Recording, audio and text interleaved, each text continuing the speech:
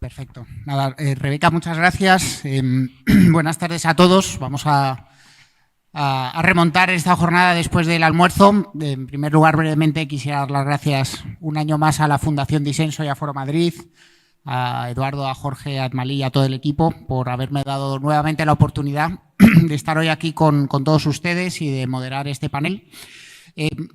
Si me permiten un minuto, por poner en contexto el tema central que nos ocupa de Estados Unidos y el futuro del vínculo atlántico, pues bueno, como todos ustedes saben, las relaciones entre Europa y el continente americano pues se remontan ya desde hace muchos siglos.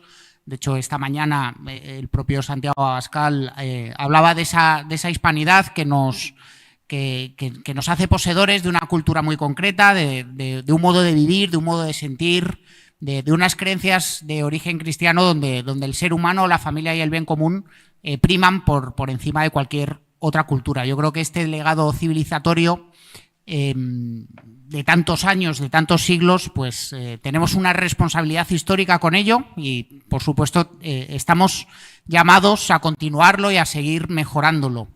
En el caso concreto de la vinculación entre Europa y Estados Unidos, pues es evidente que esa relación se intensificó notablemente a raíz de las dos guerras mundiales y yo creo que como europeo es obvio reconocer el papel que tuvo Estados Unidos a través del Plan Marshall. Sin ese plan pues no hubiera habido esa reconstrucción europea de manera tan rápida y eficiente.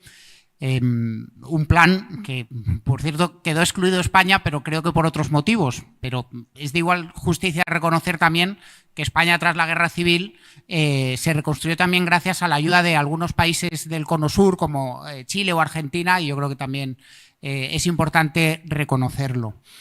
Sin embargo, yo creo que a día de hoy podemos decir que Europa ya hace tiempo que cumplió su mayoría de edad y Estados Unidos, que ayudó, sobre todo tras la Guerra Fría, a vencer al comunismo y a la Unión Soviética, pues sin esa colaboración no podría haberse producido esa recuperación de los territorios ocupados por la Unión Soviética y la creación de lo que hoy conocemos por la Unión Europea. Por eso no debe sorprendernos demasiado el discurso que pronunció J.D. Vance el pasado mes de febrero en Múnich, en el que aludía precisamente a nuestros valores compartidos, que es evidente en ese concepto de Occidente, pero señalando la pésima gestión que la Unión Europea, sus instituciones, con sede en Bruselas, pues despliegan desde hace algunos años. De hecho, concretamente decía J.D. Vance, si ustedes huyen despavoridos de sus propios votantes, no hay nada que Estados Unidos pueda hacer por ustedes. Y yo creo que ahí está la clave, esa clave que ahora los panelistas pues aludirán a ello. Yo como europeo siento que precisamente esa Unión Europea corre el grave riesgo de dejar de representar la defensa de los valores de Occidente que la vieron nacer. Y por eso creo que Estados Unidos trata de advertirnos de que no pueden seguir responsabilizándose de nuestra seguridad, sobre todo de una potencia económica supranacional como la Unión Europea, que aparte de abandonar esos principios, es la única que no ha invertido lo suficiente en su seguridad y en su capacidad militar. De manera intrínseca, dando por hecho que Estados Unidos volvería a salvarnos en caso de un riesgo para nuestra seguridad. Y por otro lado, en un sentido más amplio, pues las instituciones europeas se volcaron en la reconstrucción económica de esos países del este ocupados por la Unión Soviética, pero también eso hizo que descuidara la atención o la colaboración con sus socios occidentales aquí en Hispanoamérica. Y de hecho un claro ejemplo son los 20 años de retraso que ha habido en la firma del Acuerdo Unión Europea y Mercosur, además del desplazamiento de las inversiones y las empresas europeas en detrimento de la expansión de China por toda Iberoamérica. Bueno, yo creo que de estos y otros asuntos son los que vamos a hablar. En primer lugar, contamos con la presencia, con la intervención de Melissa Ford, que es la directora de la Iniciativa por el Hemisferio Occidental en American First Policy Institute, donde lidera los esfuerzos para fortalecer el liderazgo y la influencia de Estados Unidos en toda Iberoamérica. Melissa, antes de incorporarse a esta institución, fue directora de políticas y miembro senior del Texas Public Policy Foundation, donde también encabezó iniciativas sobre la seguridad fronteriza y relaciones entre Estados Unidos y México. De hecho, el primer gobierno de Donald Trump, de 2018 a 2020, Melissa trabajó en la administración, bajo la presidencia de Trump, en el Consejo de Política Interna y en la Oficina de Innovación estadounidense. Melissa, tal vez desde Europa y también en buena parte de América, ha habido diferentes interpretaciones de las políticas de Donald Trump a nivel internacional, y yo creo que nadie mejor que ella para explicarnos en qué consiste, cuáles son sus ejes fundamentales y sus verdaderos objetivos en la defensa de unos intereses comunes. Melissa, por favor, tienes la palabra. Buenas tardes, es un placer estar aquí con todos ustedes.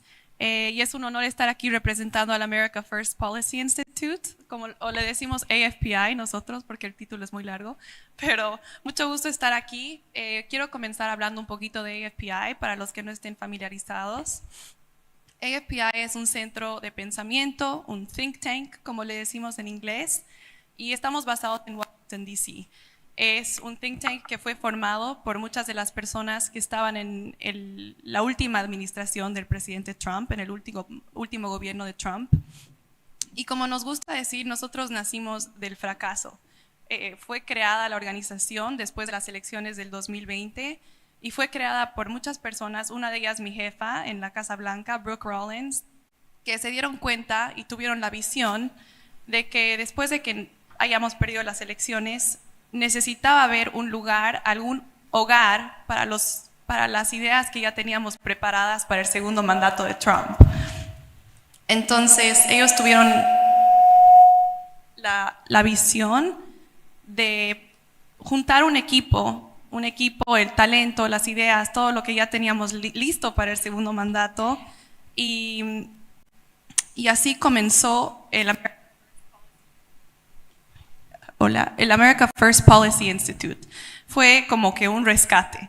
Y fue con la idea de que si volvía Trump o algún otro líder del movimiento conservador en Estados Unidos fuera a postularse 4 años después, tengamos todas las ideas listas para entregárselas a Trump o a quien sea. Y justo ahora con el presidente Trump, que comenzó su segundo mandato ahora a comienzos de este año, en enero, es por una organización como America First, por nuestra organización, que él pudo estar listo con tantas órdenes ejecutivas, ¿no? Entonces quería darle un poquito de información sobre AFPI. El día de hoy, actualmente, tenemos a 7 miembros de AFPI que entraron directamente de nuestra organización al gabinete de Trump, así que tenemos una muy buena idea de cómo opera. Y tenemos a más de ya 75 personas que entraron directamente de AFPI también al gobierno. Así que somos los que estamos dando ideas, dando talento, dando mucho pensamiento a esta nueva administración del presidente Trump. Y un dato más que me pareció muy increíble, acabamos de celebrar como hace 2 semanas los primeros 100 días de Trump, ¿no? Entonces en esos primeros 100 días alguien contó, en el 2022, el America First Policy Institute publicó un libro de las ideas de America First, que dijimos, estas son las ideas que un presidente conservador debería implementar en Estados Unidos.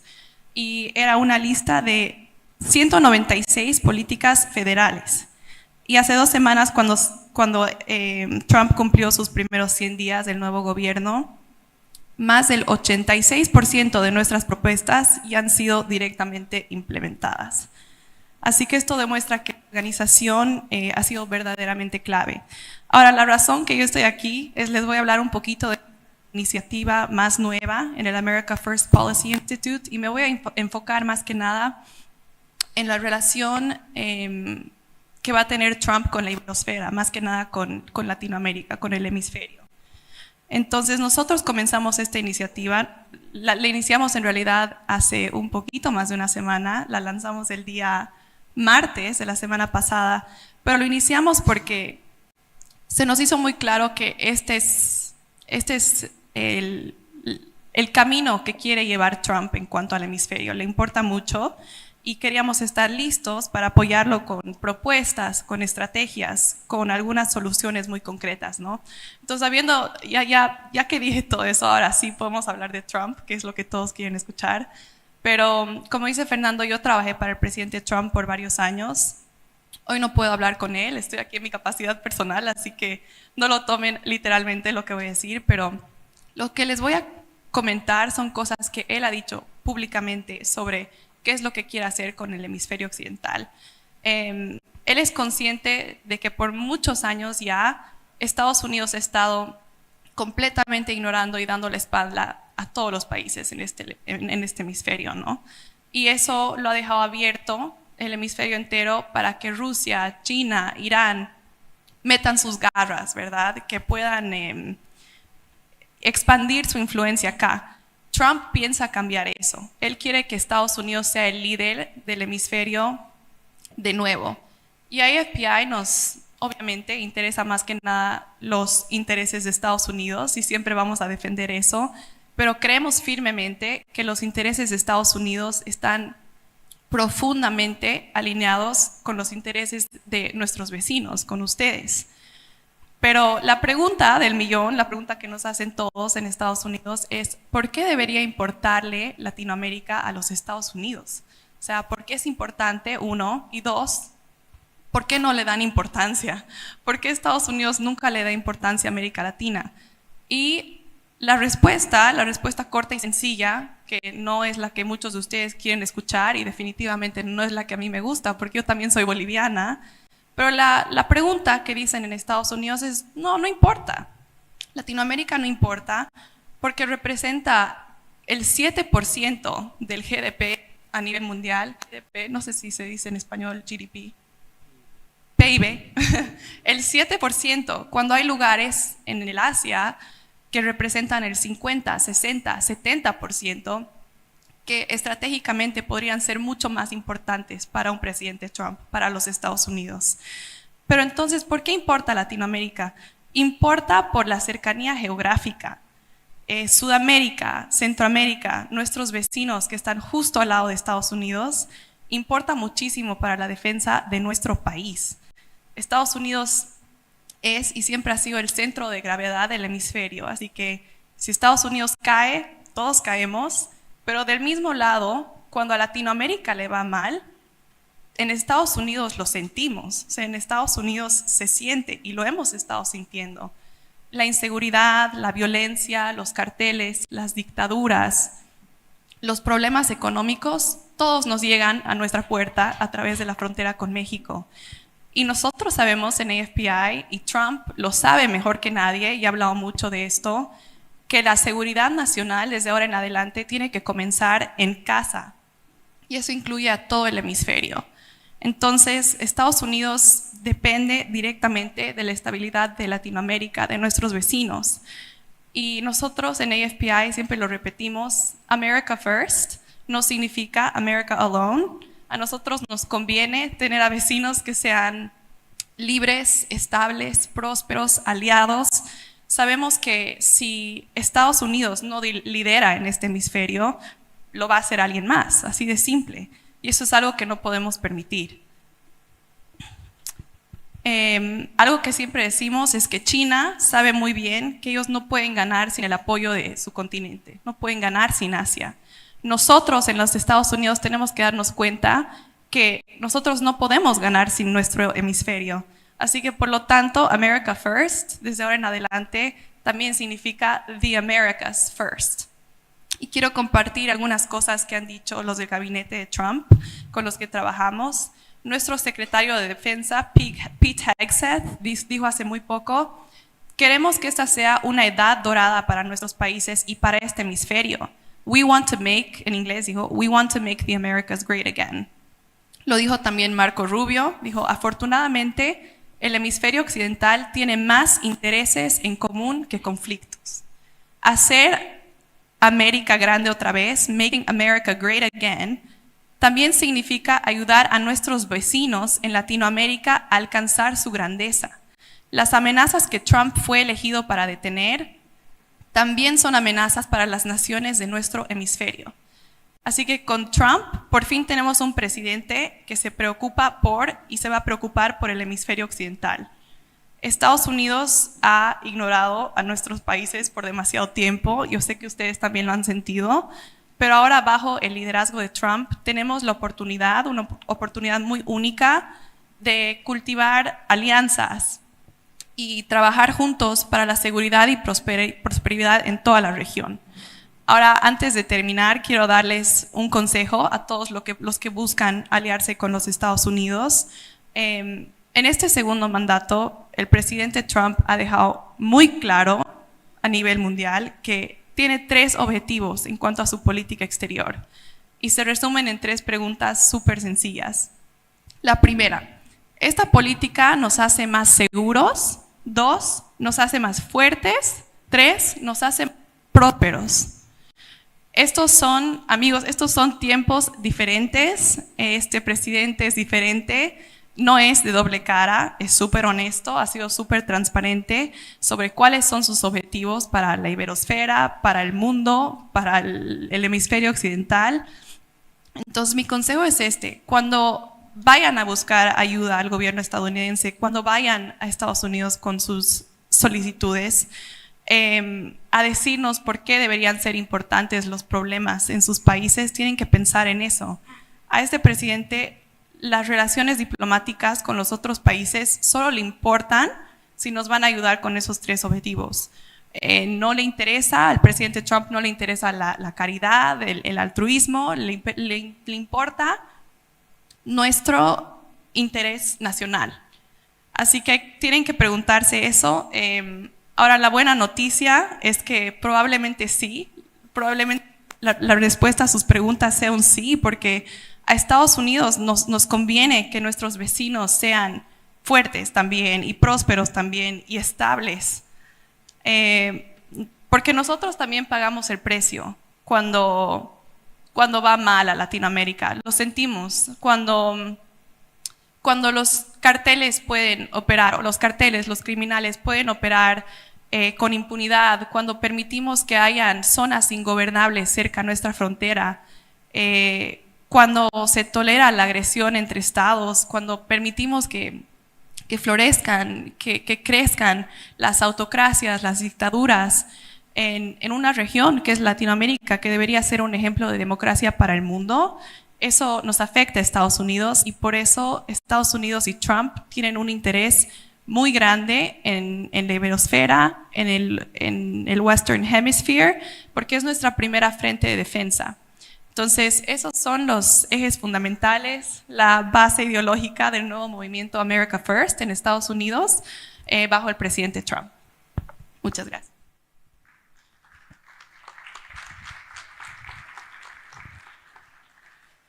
Muchas gracias, Melissa, por las aclaraciones y por la valiosa intervención que has tenido.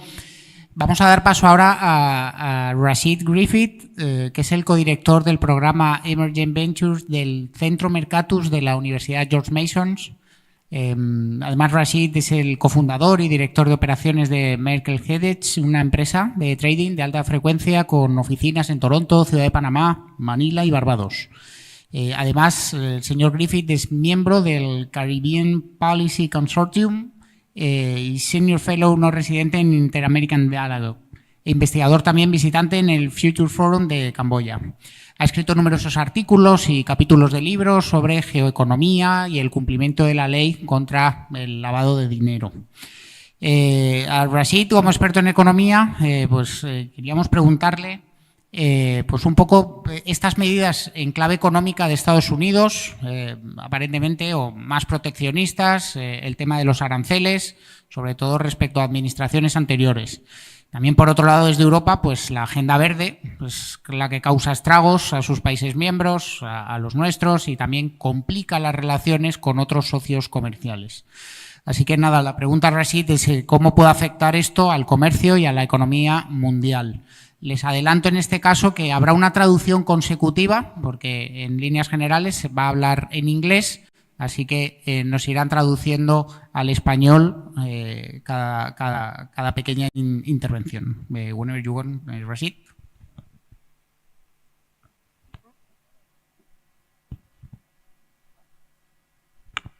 Vale.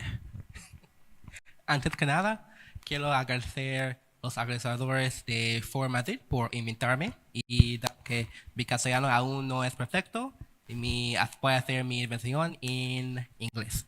Sí. Y primero, the USA represents 5% of global population, 25% of global GDP, and 50% of global military spending. Los Estados Unidos representan el 5% de la población mundial, también representa un 25% de la economía y un 50% de los gastos de defensa. And while Europe, on the other hand, represents 7% of global population, 17% of global GDP, and 50% of global social spending.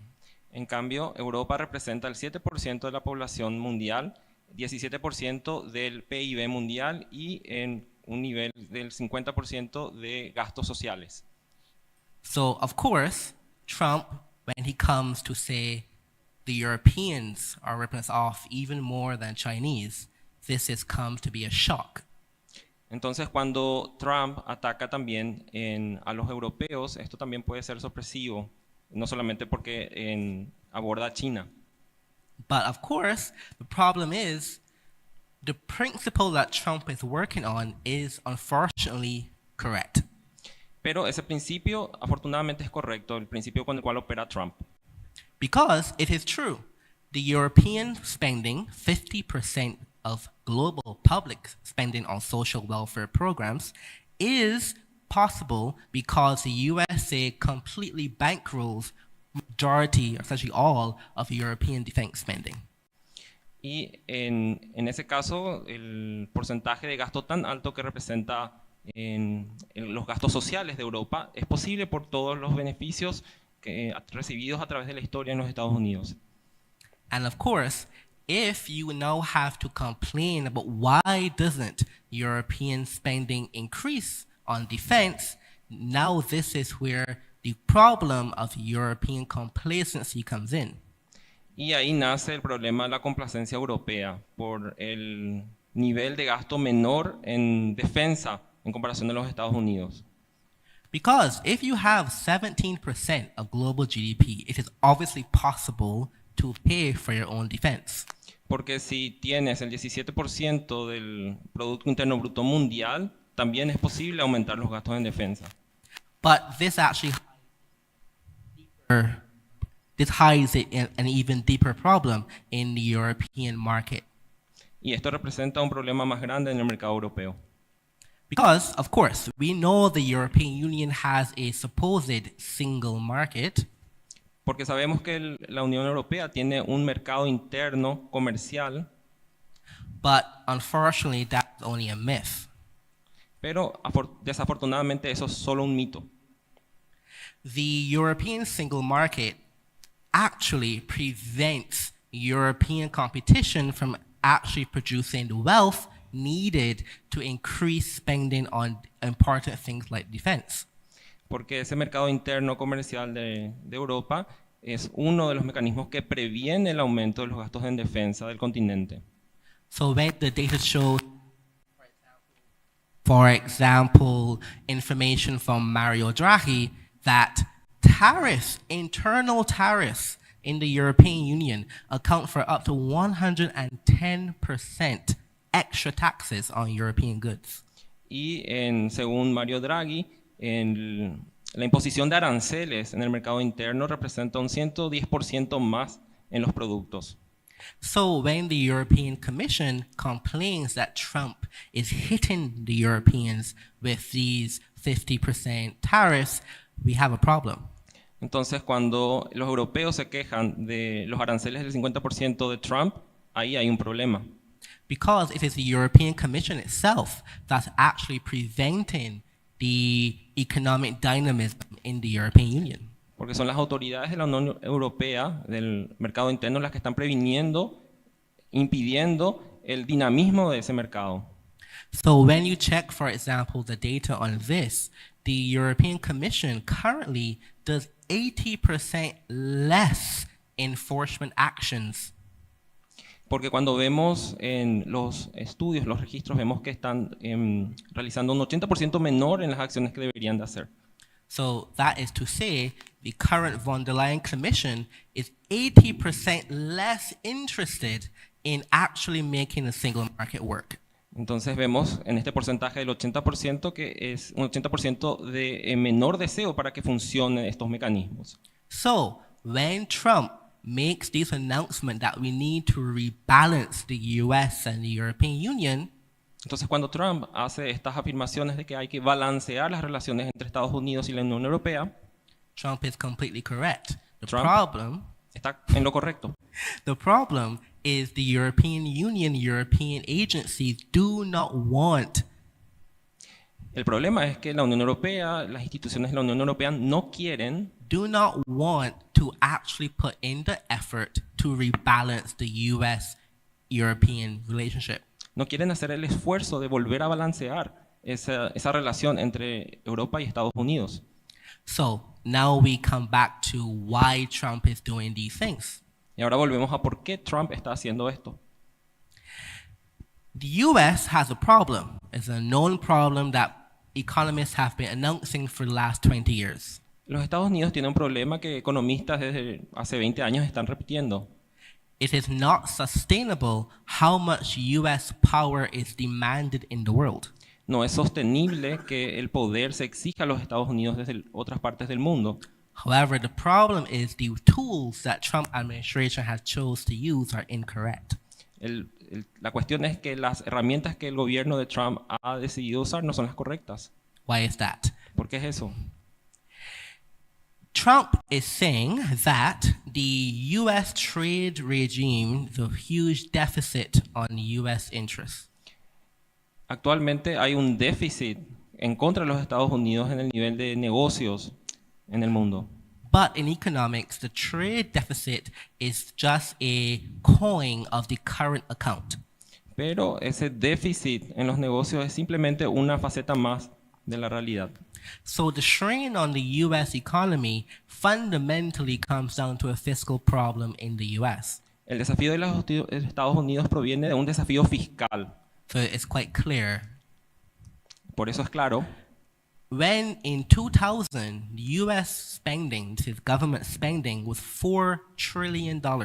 en el año 2000 el gasto del gobierno de los Estados Unidos era de 4.000 trillones. Today, it is $7 trillion. Hoy en día es 7 trillones de dólares. This massive increase has to be financed by somebody. Ese aumento significativo tiene que ser financiado en algún lado. So if Trump is trying to attack the trade problem to fix a fiscal problem, Entonces, si Trump quiere abordar este problema que en realidad es un problema de déficit, all you have is more expensive trade and the same fiscal problem. se mantiene el mismo desafío fiscal con todo esto. So, therefore, you have a problem of fiscal policy in the USA, Entonces tenemos un problema de política fiscal en los Estados Unidos and you have a problem of competition policy in Europe, y tenemos un problema de competencia en las políticas en Europa and neither side is actually making any effort to change. y ninguno de los dos lados están haciendo el esfuerzo suficiente para cambiar. And this is what I think is the main problem when it comes to the transatlantic relationship. Y este creo que es el problema fundamental en las relaciones transatlánticas. So unfortunately, we focus too much on trade balances and trade power. Nos enfocamos mucho en el balance, en los negocios, en las políticas, Until we have a more serious conversation on fiscal policy on both sides of the Atlantic. Por eso es importante tener una conversación seria en los dos lados del Atlántico de la política fiscal. We're not going to get anywhere. De otra manera no llegaremos a ningún lado. So you have some people that try to offer solutions to this. Y hay personas que tratan de ofrecer soluciones a este desafío. Of course, usually in the European media, these are called Eurosceptic far-right parties. En los medios de prensa de Europa se llama esto los sectores de ultraderecha. But I actually prefer to think of these groups as Euro-optimists. Y a mí me gusta ver a estos como en grupos que son optimistas de Europa. Why is that? ¿Por qué es eso? Because what they're saying usually is European Union can do better than what it is right now. Porque estas personas creen que la Unión Europea puede hacer mucho mejor el trabajo de lo que están haciendo en la actualidad. This is an optimistic story. Que hay un lado optimista en la historia. Because again, when you look at the data, it is very clear that the guardian of the treaties, the Commission, Y cuando uno ve los datos, vemos que estos acuerdos has completely derogated its duty to actually guard the European Union. ha dejado de cumplir sus funciones para salvaguardar la Unión. So instead of the European Commission actually doing enforcement to secure and expand the single market, Y vemos que la Comisión, en vez de hacer un esfuerzo para expandir el mercado, they're doing policies about housing, about green energy, about all these other things that have no relation to economic policy. están haciendo políticas para aumentar el tema de la vivienda, el tema de la ecología, en vez de enfocarse en temas del mercado. So what I find interesting is that although Trump is coming with these forceful, aggressive policies, Y lo interesante es ver cómo Trump está viniendo con estas políticas muy agresivas. it was almost like a way to wash away the dust Era como una forma de quitar el polvo so we can actually discuss what the core problems on this side meaning Europe, the Atlantic are. y enfocarse en realidad en los problemas centrales que existen en la actualidad. So in some sense, Trump is, you can say, merely a tool of history. En un sentido podemos decir que Trump es solamente una herramienta de la historia. But again, if we don't take the discussion of Trump seriously Pero si no tomamos la discusión sobre Trump de una forma seria, in terms of principles but not tools, en cuanto a herramientas, and if we don't actually have the serious conversation about fiscal policy on both sides of the Atlantic, si no tenemos la conversación de políticas fiscales serias en ambos lados del Atlántico, the idea of a European-US balance is never going to be the same again. así nunca el balance entre Estados Unidos y Europa será igual. So to conclude, Para concluir, my main points are essentially mis puntos more principales son growth, más crecimiento, less debt, menos deuda, less regulations, menos regulaciones and more prosperity. y más prosperidad. Thank you. Gracias.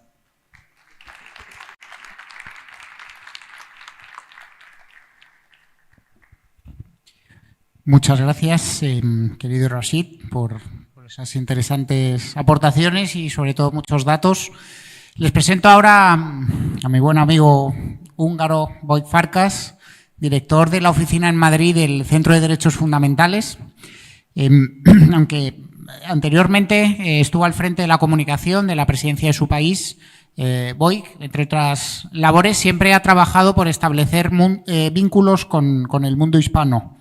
De hecho, ya verán lo bien que domina la lengua de Cervantes. En Europa, Hungría ha sido uno de esos países afectados, se mencionaba antes por Rashid, que más ha sufrido la persecución y el acoso de Bruselas, de esas políticas progresistas, intervencionistas, y yo creo que es una nación ejemplo que se ha resistido a depender de esos intereses externos y ha defendido a sus ciudadanos y a su autonomía. Querido Vojt, que mencionaba antes que el discurso de J.D. Vance, que fue muy sonado en Europa, el que pronunció en Múnich, separó claramente sus ataques de la Unión Europea a las naciones europeas.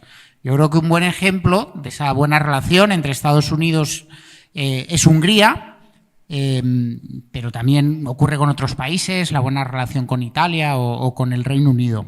Yo creo que, por favor, ahora Vojt nos contará un poco qué papel representa Hungría en este sentido, qué importante es Hungría para recuperar esos valores de Occidente frente a la burocracia mastodóntica de lo que supone Bruselas y, por qué no decirlo también, el peso que tiene Hispanoamérica para defender los principios que representa Hungría de Dios, patria y familia.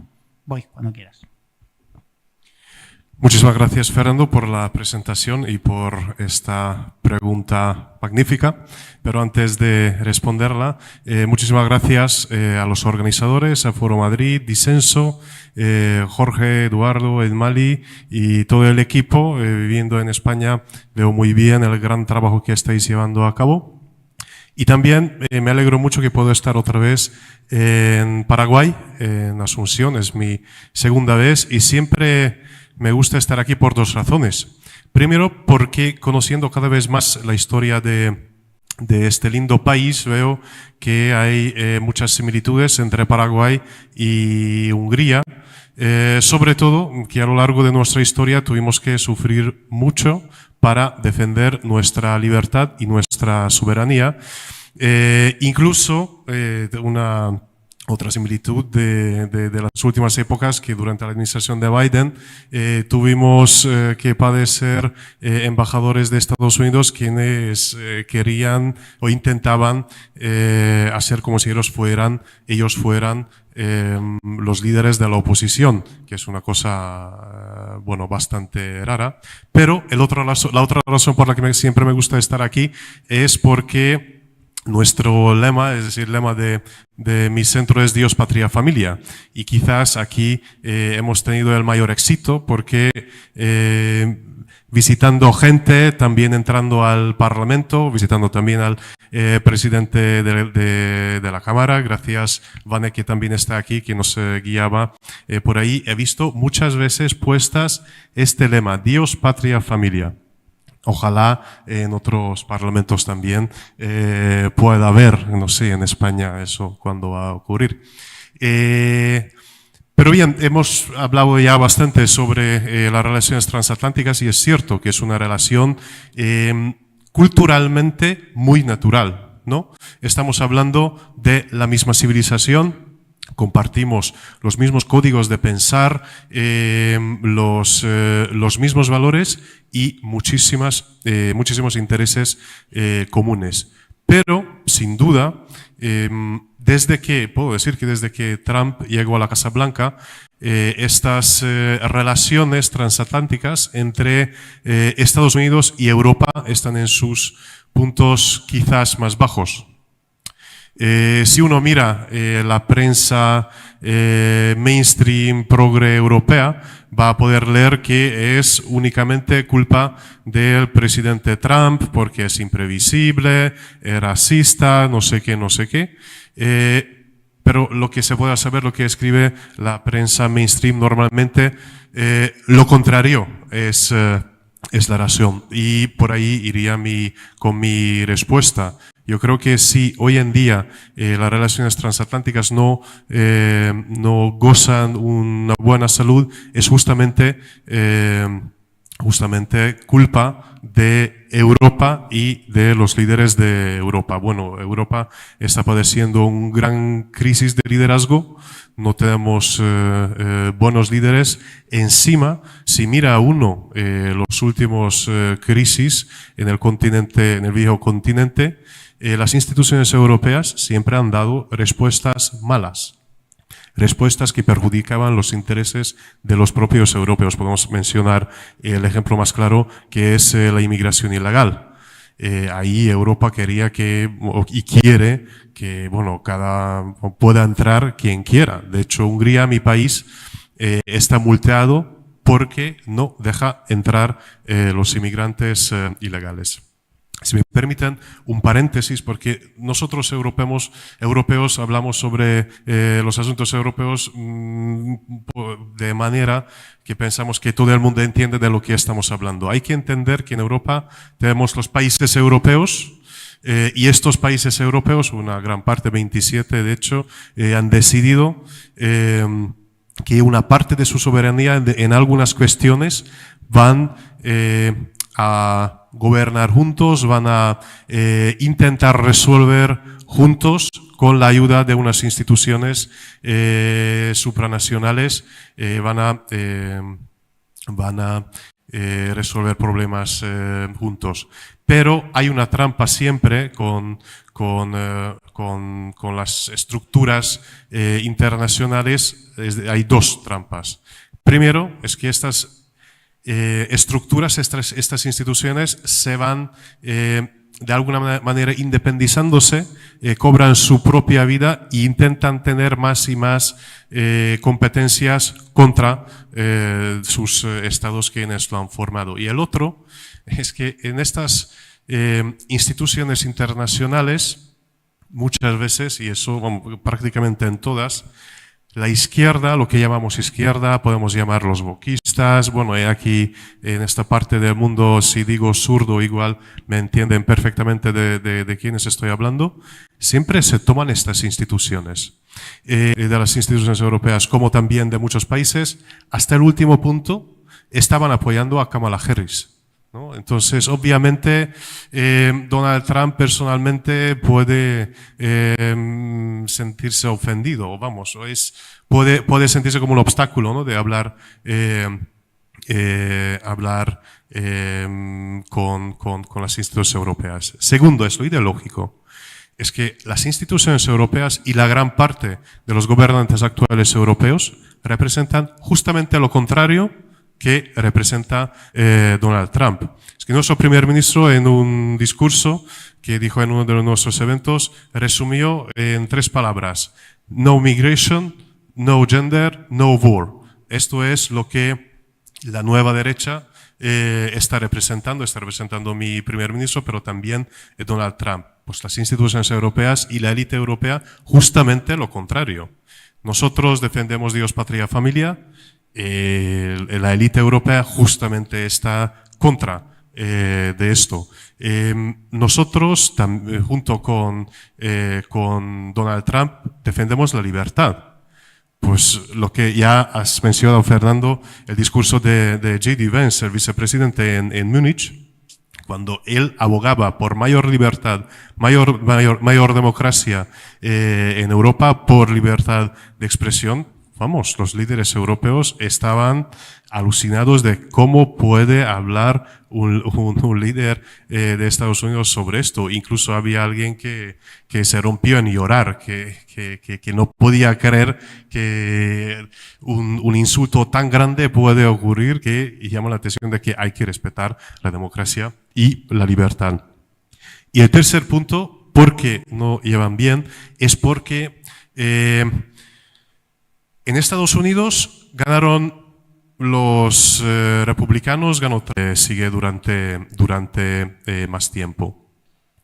¿Y qué es cómo se ve hoy en día Europa en el mundo? Pues una potencia aislada, una potencia en declive, que no ha entendido lo que ha entendido Trump, que el mundo se ha cambiado, no solamente en cuanto de lo ideológico, que hoy ya el sentido común y el patriotismo está intentando imperar contra el wokismo, pero también en la geopolítica. Y esto Europa todavía no ha entendido ni sabe qué son sus propios intereses y cómo hay que responder a este nuevo mundo. Fíjense, si hay un enemigo de Estados Unidos, es China. Pues Estados Unidos ya en tema de aranceles ya ha podido llegar a un acuerdo con China, mientras con Europa todavía no. Y otra vez yo digo que es culpa de los líderes europeos. Pero las relaciones transatlánticas, pues tenemos que salvarlas, y justamente la mejor manera es salvar en base de este nueva política patriota que en Europa mi primer ministro, el primer ministro de Hungría, era el primero que estaba abogando por ello. De hecho, él era el primero quien públicamente apoyó a Donald Trump, incluso antes de su primera elección como presidente de Estados Unidos, y cada vez más políticos hay. Ahí tú también has mencionado la primera ministra de Italia. Yo creo que va a tener un papel muy importante porque a pesar de que hay una buena sintonía y muy buena relación entre, por ejemplo, nuestro primer ministro con Donald Trump, pero porque Italia es un país mucho más grande, es fundador de la Unión Europea, quizás puede tener un mayor papel de cómo intermediar entre la Casa Blanca, entre la administración de Estados Unidos y de Europa y también de las instituciones europeas. Entonces, yo creo que ahí hay dos aliados entre las dos orillas del Océano Atlántico, los patriotas de ambos lados, y yo creo que ellos van a poder salvar esta alianza histórica y estratégica para Europa también. Y si me permiten mencionar una última cosa, es que no solamente es responsabilidad de las fuerzas políticas y de los líderes elegidos, sino también de nosotros. Y para esto yo creo que Foro Madrid es un buen ejemplo de cómo pensadores, periodistas se reúnen y van pensando y van formulando propuestas de cómo seguir adelante con por ejemplo, con las relaciones transatlánticas que son necesarios para sobrevivir a nuestra civilización occidental. Y si me permiten mencionar un otro ejemplo, que hace pocas semanas tuvimos en Budapest, el CIPEC Hungría, que es la única conferencia de política de acción conservadora que se hace en Hungría, donde también se han reunido representantes de Estados Unidos, de América Latina, de Europa, justamente con el objetivo de cómo trabajar juntos en este nuevo era de patriotas que ya se ha empezado y ojalá sea cada vez más fuerte.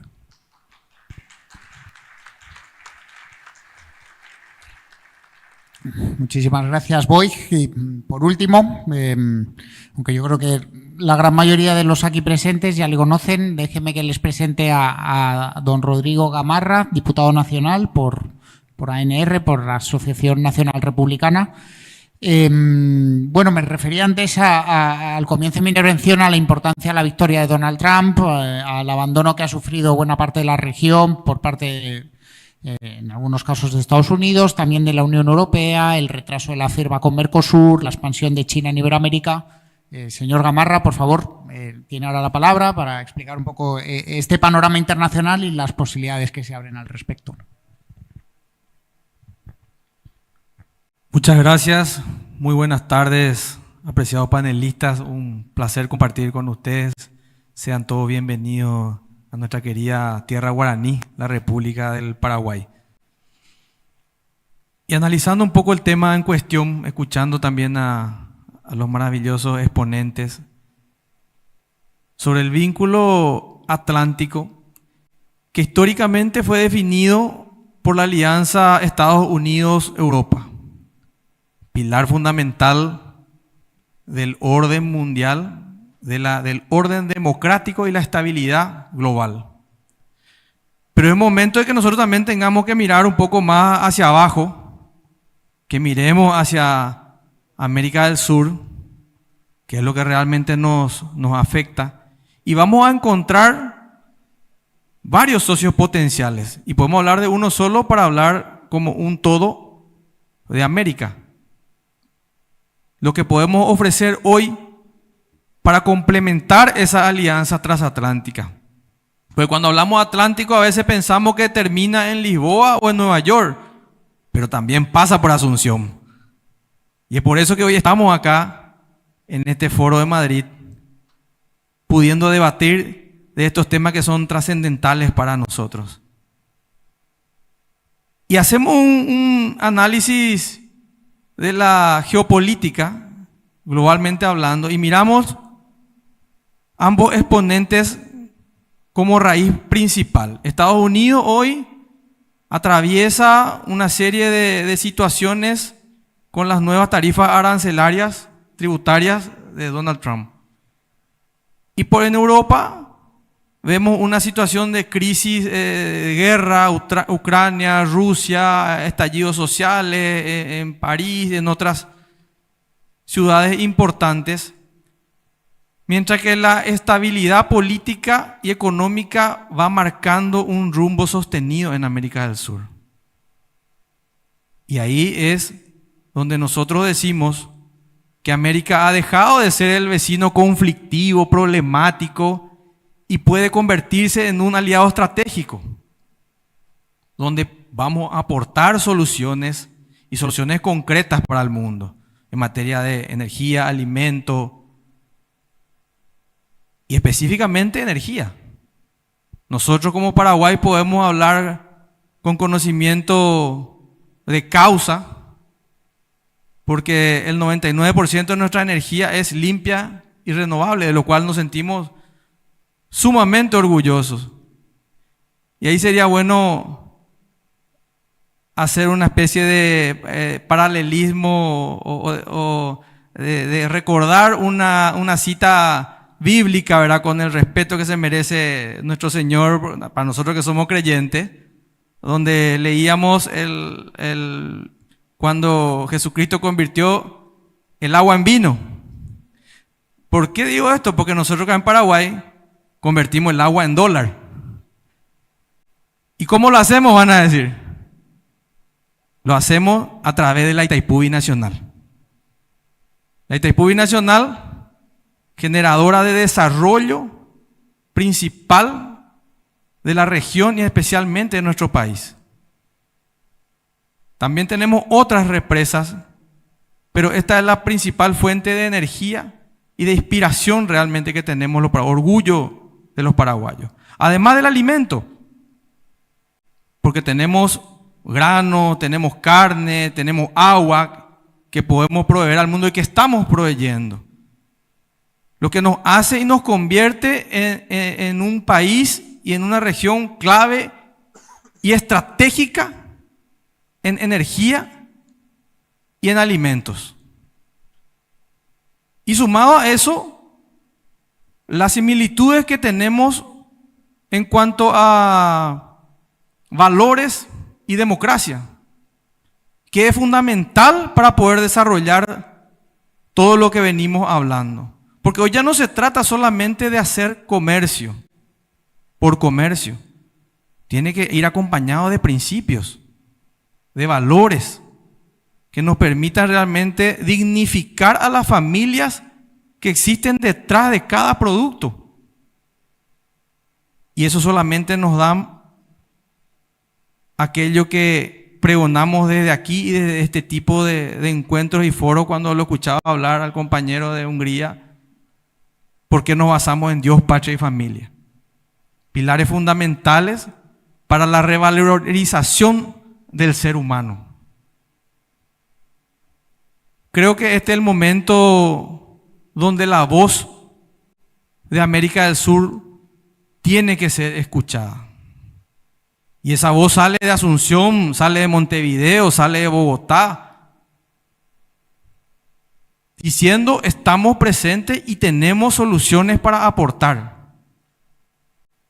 No pedimos ningún tipo de migaja, exigimos el derecho a sentarnos a la mesa porque sabemos que tenemos mucho para dar, mucho para ofrecer y tenemos mucho por defender.